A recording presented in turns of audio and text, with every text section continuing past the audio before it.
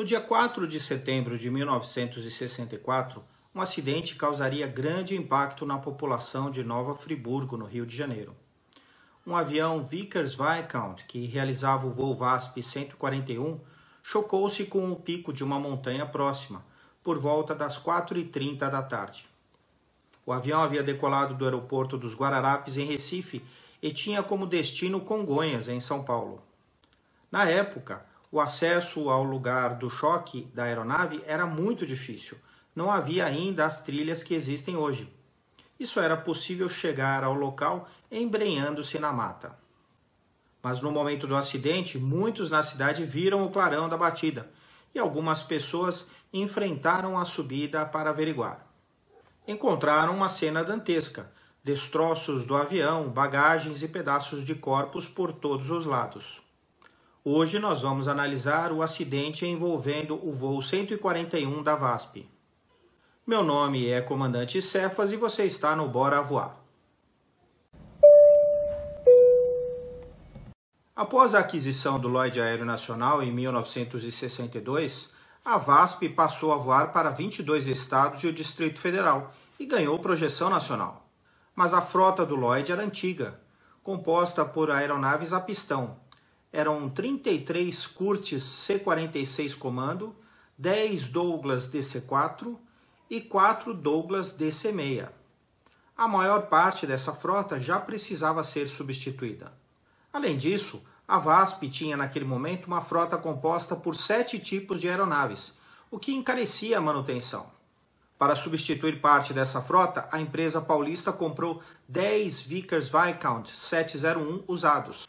Essas aeronaves se juntariam aos 5 Viscount modelo 800 que haviam sido adquiridos em 1958. O Vickers-Viscount é um avião turbohélice de médio alcance fabricado pela Vickers Armstrongs. Foi um dos mais bem-sucedidos aviões da geração pós-guerra, sendo construídos no total 445 aparelhos. Era mais silencioso e tinha menos vibrações do que os aviões a pistão da sua época. Ele ganhou notoriedade no Brasil ao ser escolhido para atender à presidência da República. Em 1954, a FAB adquiriu uma unidade e o presidente Juscelino Kubitschek foi o primeiro a se utilizar dela, que chegou ao Brasil em 1956. Este avião foi bastante usado pelo presidente para acompanhar a construção de Brasília. Em dezembro de 1967, no aeroporto Santos Dumont, no Rio de Janeiro, essa aeronave vinha de Brasília levando o presidente Costa e Silva. Quando se aproximava da pista de pouso, perdeu a altura rapidamente e tocou bruscamente o asfalto, quebrando o trem de pouso. A aeronave se arrastou na pista até um dos motores pegar fogo. Não houve feridos, mas o presidente comentou logo em seguida que era necessária a compra de uma outra aeronave. Um Boeing 737-200 foi então adquirido para servir à presidência. O Viscount foi desativado na gestão do presidente João Figueiredo e hoje se encontra em exposição no Museu no Rio de Janeiro. Você pode ver tanto o Viscount quanto o 737-200 da presidência que estão em exposição no museu nesse vídeo aqui no card.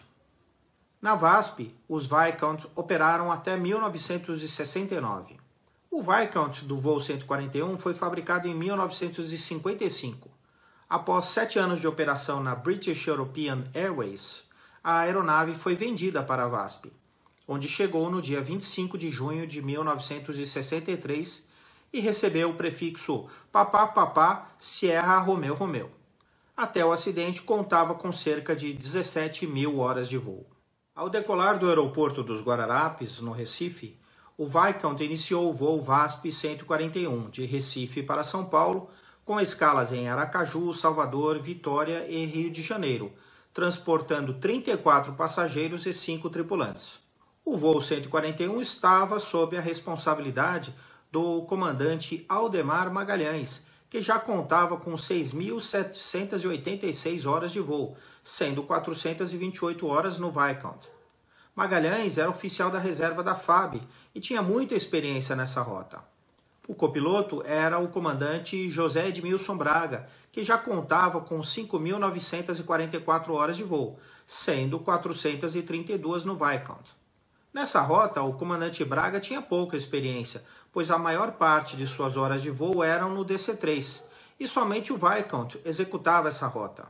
Após um voo sem ocorrências entre Recife, Aracaju e Salvador, a tripulação do Viscount solicitou ao controle mudança de altitude nas proximidades de Caravelas, na Bahia, de 13.000 pés para 6.000 pés, sem explicar o motivo da mudança.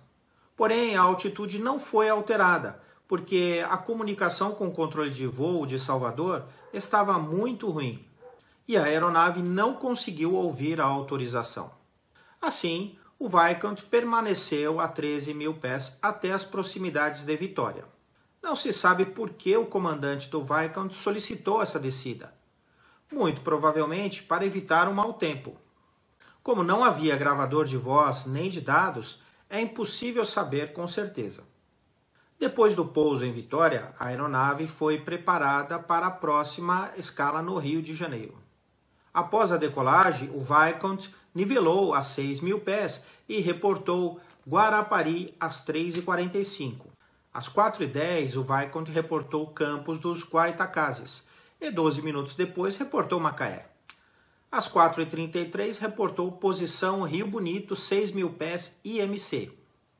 O controle instruiu o Viscount a manter a altitude e seguir na proa do fixo Quebec e contatar o controle de aproximação do rio, onde bloquearia o NDB da Ilha dos Ferros. A partir desse ponto, o Viscount iniciaria os procedimentos de pouso no Santos Dumont. Mas o que o comandante não sabia era que o Viscount havia se afastado cerca de 40 quilômetros da rota e sobrevoava Nova Friburgo, ao invés de Rio Bonito, na região do Parque Estadual dos Três Picos, região serrana do estado do Rio de Janeiro. O nome desse parque deriva dos Três Picos de Friburgo, cuja altitude chega a 2.366 metros acima do nível do mar, ou quase 8.000 pés, e é o ponto culminante de toda a Serra do Mar.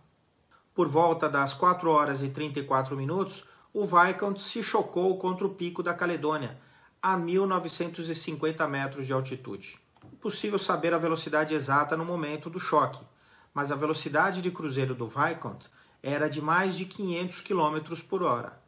Então, dá para imaginar a violência do impacto. Havia 34 passageiros e 5 tripulantes a bordo.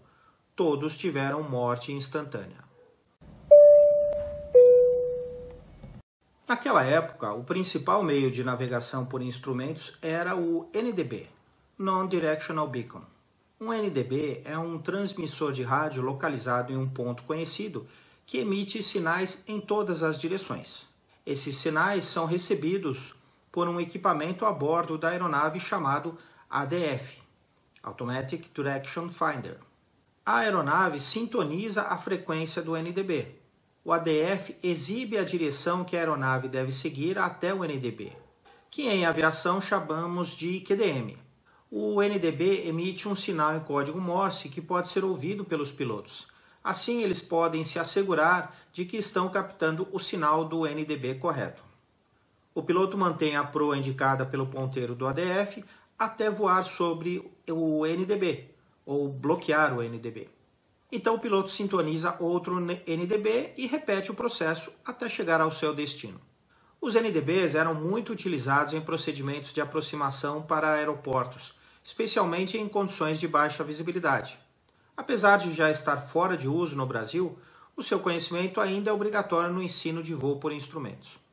Os NDBs são representados por círculos em cartas náuticas, com informações sobre a frequência, identificação e outros detalhes relevantes, que pode incluir um quadrado sobreposto indicando a presença de um equipamento chamado DME, ou Distance Measuring Equipment, que informa a distância até aquele ponto.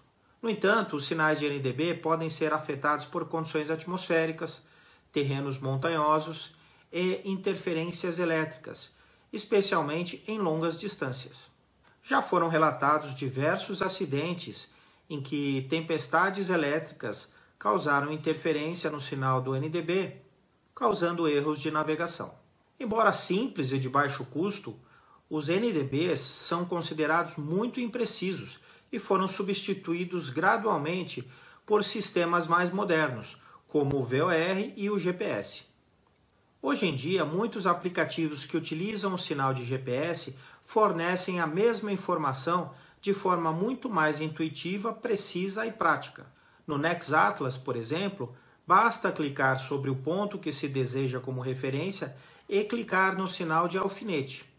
Automaticamente, o NextAtlas passa a indicar a proa magnética até a referência, ou QDM, e a radial dessa referência, ou QDR, além da distância até esse ponto, que seria equivalente à função DME no ADF. O acidente só foi comunicado às autoridades várias horas depois, de forma que as primeiras equipes de resgate chegaram ao local dos destroços na madrugada do dia 5. Ao chegarem ao local, já encontraram sinais de saqueamento. A investigação foi bastante prejudicada pelo estado dos destroços. Segundo o relatório final, somente 3 mostradores de instrumentos puderam ser recuperados e nada se pode concluir deles. A violência do impacto do Viscount com o Pico da Caledônia foi tanta que apenas 8 corpos puderam ser recolhidos inteiros, embora bastante mutilados. Dos demais foram encontrados apenas pedaços não identificados. A causa do acidente nunca foi descoberta. A comissão investigadora apenas menciona como causa do acidente, abre aspas, colisão com um obstáculo localizado 35 quilômetros à direita da rota por causa indeterminada, fecha aspas. Outro ponto importante salientado no relatório final é que a altitude do Pico da Caledônia estava errada nas cartas de navegação da época, mas dificilmente isso seria a causa do acidente, porque os pilotos não tentariam voar tão próximo a esse pico em condições IMC. Mas a correção dessa carta foi uma das recomendações do relatório final. Desde a sua chegada ao país, o Viscount sofria problemas para se adaptar ao clima local. Por conta disso, seu ADF, o aparelho que lê os sinais do NDB, sofria panes frequentes. Uma curiosidade desse acidente foi o fato da tripulação optar por voar a 6.000 pés entre Vitória e o Rio de Janeiro, ao invés dos habituais 12.000 pés. O Viscount era uma aeronave pressurizada e podia voar até o teto de 25.000 pés, acima das nuvens. No caso de problemas de pressurização, a aeronave voaria a 6.000 pés, mas teria que desviar da rota original. Por conta do mau tempo enfrentado, os pilotos podem ter confundido Nova Friburgo com Rio Bonito. No entanto, na falta de evidências, por conta do violento impacto que destruiu completamente a aeronave, essas hipóteses nunca puderam ser confirmadas. O Vickers Viscount já apareceu aqui no Bora Voar nesse outro vídeo aqui ao lado, sobre um acidente que ficou conhecido como a Tragédia de Ramos. Em outro acidente, supostamente causado pela interferência do mau tempo no sinal do NDB, um 727 da Transbrasil caiu em Florianópolis. Essa história eu conto nesse outro vídeo aqui ao lado. São 2 histórias muito interessantes, não deixe de assistir. Então, bora voar?